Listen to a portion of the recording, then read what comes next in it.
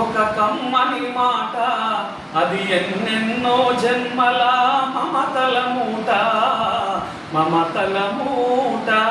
అమ్మ అన్నది ఒక కమ్మని మాట, అది ఎన్నెన్నో జన్మల మమతల మూట, మమతల మూట. దేవుడే లేడని మనిషున్నాడు, అమ్మే లేదనేవాడు అసలే లేడు. దేవుడే లేడని మనిషున్నాడు, అమ్మే లేదనేవాడు అసలే లేడు. తల్లి ప్రేమ నోచుకునే కొడుకే కొడుకు, తల్లి ప్రేమ నోచుకునే కొడుకే కొడుకు.